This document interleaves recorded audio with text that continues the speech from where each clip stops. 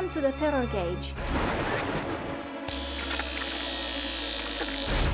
You are here to visit my office to witness an experiment on how cinematic horror can change your brain activity and peripheral responses. Hi. We are actually living in stress and stressful situations all the time. And I don't understand why people seek to have more. So just follow me here. This is going to be the test room. Make yourself comfortable because I'm going to try to make you uncomfortable. There are individuals who have an adrenaline rush. You start sweating and you have a knot in your throat and you feel very, very agitated. But some people like that. In order to make sure that you are not going to run away because this movie is scary, all right? I'm going to tie you down, okay? All right.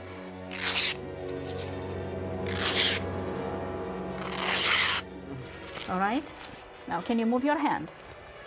No, all right. That's good. All the functions in the body can be monitored with different electrodes.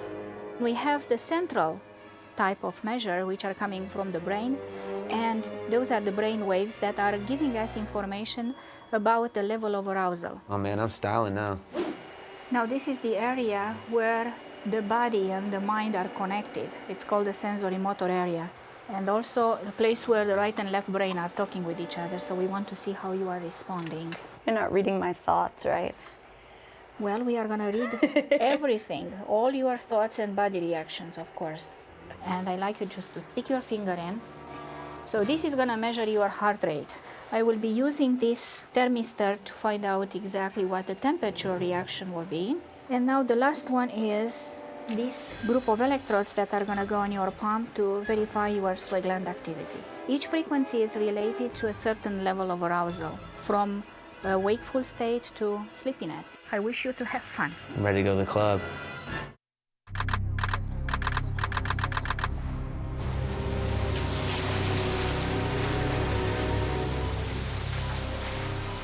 Now, as soon as the police car came, the sweat gland activity went up, which was a nice, interesting response.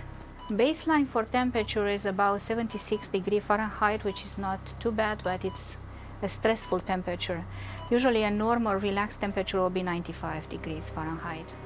And the heart rate is all over the place and very high. If we look at the beats per minute here, it can go up above 90 beats per minute. Usually the heart rhythm should have a nice wave that is a regular wave. So the moment when anxiety comes about, you know, the heart jumps off the norm.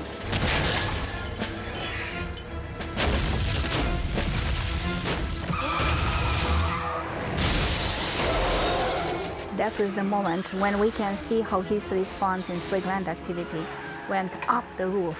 The reaction in her case is mostly temperature and of course the heart creating some stress in her. Oh. And he actually reacted vocally too, if you observe.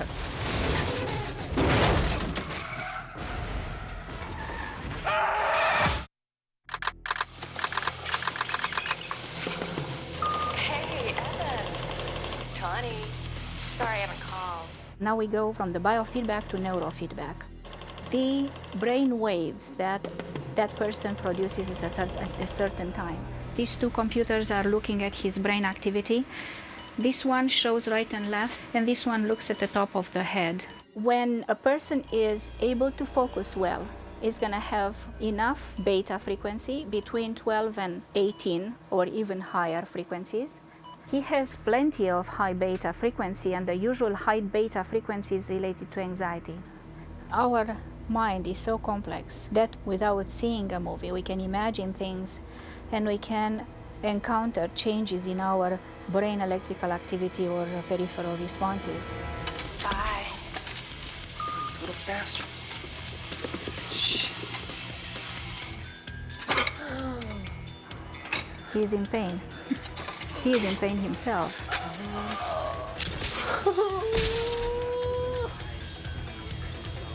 Oh my god. But it is a paradoxical response. If we look at the temperature going up higher and the sweat gland activity higher too. Oh my god. Oh.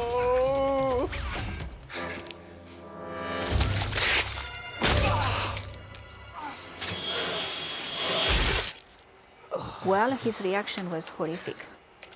He went to 488 over. That was an incredible reaction. Now again, the sweat gland activity is up.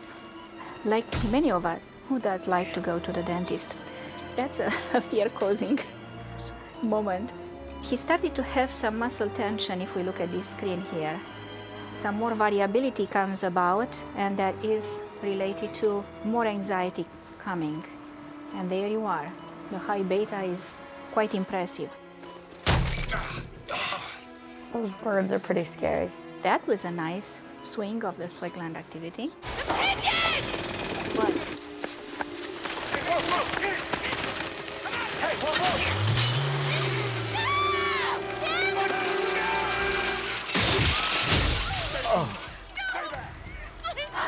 Sweat gland activity again, 360, went out of the screen again.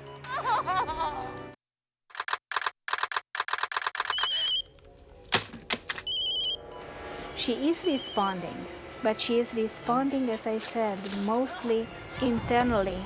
The neuronal network is responding heavily on producing a lot of high beta. For sure, the high beta is muscle tension plus anxiety.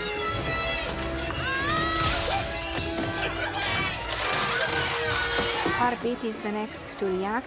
So again, it's central, and then peripherally, we have a little bit of a blimp here to 92.25 of the sweat gland activity. But that's not any closer to whatever we have seen before in the case of Robin and Weston, who were overly reactive.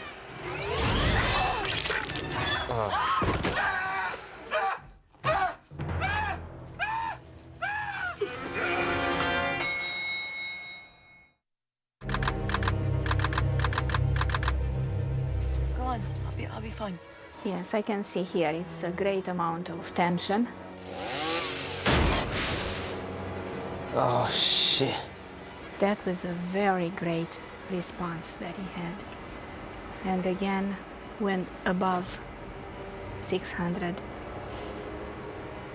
He's still in the range of high 500s in micromoles. That is a reaction, all right? Oh, shit. And of course, you could even hear that reaction.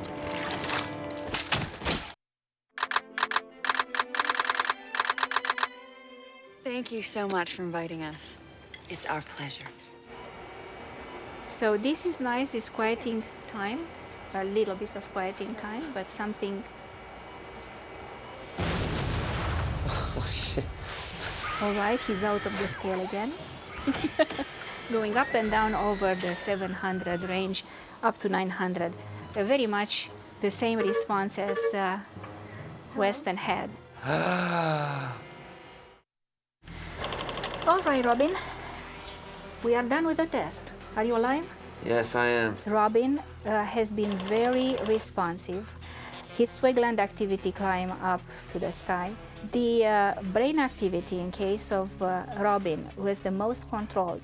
The beta, high beta, was not as bad as in case of Rachel or case of Weston. Most of the frequencies were very quiet by the middle line. So he's probably an individual that can be very focused, very attentive. What was the most scary moment? Probably the whole beginning, because there was a lot of deaths. But each one was pretty freaky. All right, Rachel. How are you feeling? All right. If we look at the reaction that she had, traumatic stress or any kind of trauma that creates stress, can lead to an underlying anxiety. Yeah, I definitely have physical anxiety symptoms. Yes. Yeah, I get really tense, like shoulders and neck, and Well, let me tell you that we found that. really. Yes. We have videotape, but in the same time stored some information on the computer. And that shows a great deal of muscle tension. And muscle tension is expressed by the high frequencies of high beta, you know. Okay. So you are producing great amount of those. All right, this is it. How are you feeling? Are you alive? Yeah. Well, Yeah. He mentioned the fact that he enjoys to go in that, and he actually responded with a higher arousal as the movie progressed. So each individual stressor that was kind of adding onto his reaction. Baseline heart rate in his case was very high. I did the evaluation previously, and I found out that he had a 90 beats per minute to start with, almost 100. You've been like running, all right? He mentioned the fact that he enjoys to go in that direction, but in the same time, I think that would not be very healthy for him. And a lot of those things are all things that it's like you feel like they're going to happen sometimes, and so watching it is like very real life, and it's scary. I think that we learn a great deal of how human body reacts to any kind of stressful information. And the observation was that the two boys that we, analyzed had responded much more excited, and the girl did not. You see, that's another difference between you and the boys.